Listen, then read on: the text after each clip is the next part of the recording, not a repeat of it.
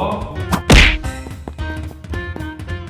Final Fantasy XV is my first proper experience with the series, and I had a great time with it. Compared to any previous game I've reviewed on this show, the story is a pivotal part of the experience. Before we get into that, shout out to my compadres Tempest and Tsuku for putting me onto this game, which is a big reason why they're gonna help me out with this one. Alright, let's get into this, shall we? So about that story, let's get into it. And don't worry, there'll only be minor spoilers in case you plan on playing the game for yourself. The game starts out with the boys, Noctis, the heir to the throne of Lucis, the buzzkill and amazing cook Ignis, the buff boy, Gladiolus that's essentially Noctis' bodyguard, who also has a strange obsession with cup noodles. I mean, ramen is alright, I guess, although it doesn't really make sense for someone with that physique to consume them on a regular basis. You know what? Let me stop overanalyzing the very obvious product placement. And the last member, who could forget, the creature that is known as Prompto, who's essentially the comic relief of the group.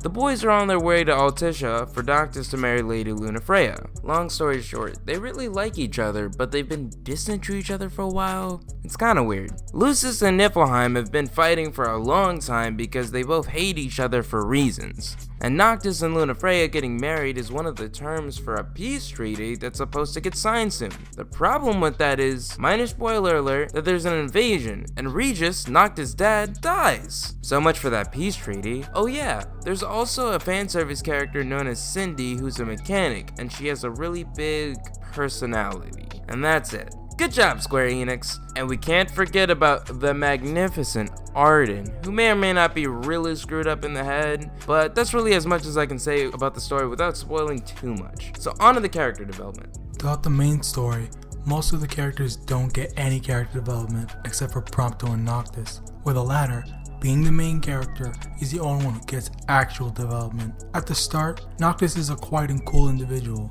Being the crown prince, he acts in a presentable manner to the public, but when it comes to his friends and family, he is quite lax and easygoing. As the story progresses, Noctis goes through ordeals and the gravity of them affect him to the point where his in-game voice lines become darker to reflect the current setting of the game. By the end, Noctis matures and accepts his responsibility as heir to the throne. In addition, Prompto fears being rejected and later on receives closure on his fears. On to gameplay. Thanks for having me in the video, Waffle. Now, FF15 does things very differently from other action games, for better or worse. Gameplay is simple and easy to understand, but satisfying and somewhat deep all at once. Beyond the hold or mash attack to win memes lies a game similar to Kingdom Hearts when it comes to being able to take battles to their full potential and efficiency. Although you may do so if you're good enough, it's not about just choosing your favorite weapon and wailing on enemies.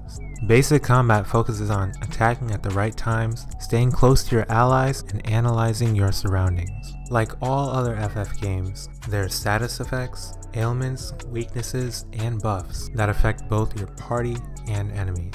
Of course, there's also magic, which is handled very differently from other games in the series. Like the Sphere Grid and the Crystarium from Final Fantasy X and XIII respectively, something new they made for the action-based combat is the Ascension Grid, which is basically a skill tree of active, passive, and status upgrades that allow you to increase the party's overall capabilities in many ways. Overall, 15 contains some pretty innovative systems that truly does appeal to FF fans new and old. And with that, let's move on to the music. So, about that music, it's great. There's certainly nothing that I would necessarily listen to outside of playing the game, but the music is very fitting for a game that has the name Final Fantasy. Very climactic, very grand, and in some cases, pretty emotional, like the song Somnus. The remix version of the song that has vocals included really sets the mood that the game was going for. The track Relax and Reflect is perfect for those chill nights when the boys are setting up camp and enjoying some of Ignis' fire cooking right by the campfire. A neat feature in the game is the ability for you to listen to songs from previous games in the series on your peaceful road trips with the boys. That's the only stuff to write home about in my opinion, but the music is great nonetheless. On to the visuals. Now 15 has some of the most amazing graphics of this console generation, and you can imagine how demanding it is for PC. Pre-release, there were multiple tech demos and event panels showcasing the visual prowess of their in-house software called Luminous Engine. As a result of the completion of the engine, they went on to create their own little division within Square Enix called Luminous Productions. From the character designs and models to the particle effects, environments, monsters, this game takes its tagline of fantasy based on reality very seriously. And we should expect no less from the developers at Square Enix. On to the DLC content. The DLC content in the game are like missing pieces of the story. There will be events that happen to other characters while Noctis isn't present, and you will not know what happened until you play the DLC. The actual content is a nice change of pace and different from what you are used to when compared to playing as Noctis in the main story. Though that only depends on when you play the main story, as there was a free update which allows players to play as other party members in the main story. This as a result removes the exclusivity of each character's usage from their respective DLC. The DLC go into Gladio's absence in Chapter 7, Ignis's fight in Chapter 9, Prompto's journey in Chapter 11, and what happens before the final chapter. They all do a good job at improving on the story, while at the same time introducing fun and engaging new perspectives foreign to the main story. In conclusion, this game is a great game to start out with if you haven't played the Final Fantasy series before, or if you're just looking for another RPG to play that takes about 30 plus hours or so to beat and way more to complete. This game was definitely a time sink to finish and make a video on. I promise that the next game I talk about will be a way shorter and more straightforward title. Until then, I'm gonna go enjoy some delicious cup noodles. Not sponsored, but if you'd like to give me money or free food, I would not be complaining.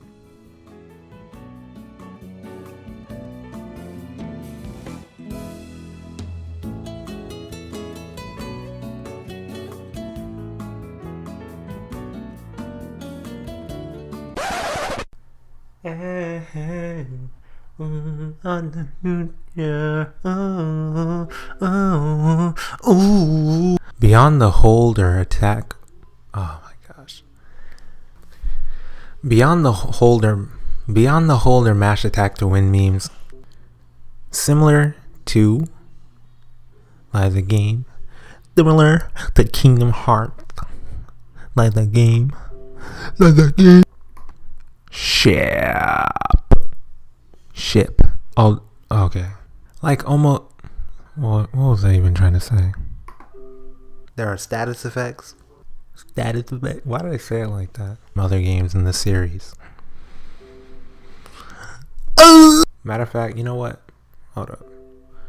Step in the name of love. Step in the name of love. Step, left, right.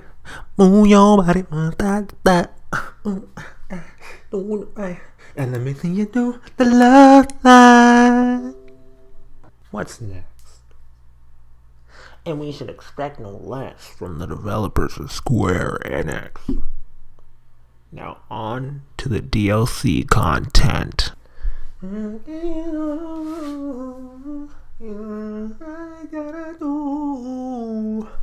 He acts in a presentable manner to the public.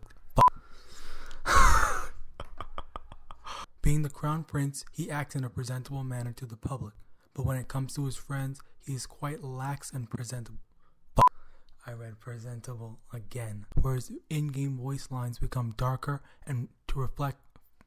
Darn it. Noctis goes through ordeals that affect him to the point where his in-game voice lines become much darker to deflect from all that bad energy, that bad karma, that bad juju. As the story progresses, Noctis goes through ordeals that affect him to the point where in addition, Prompto fears being rejected by Noctis and his friends.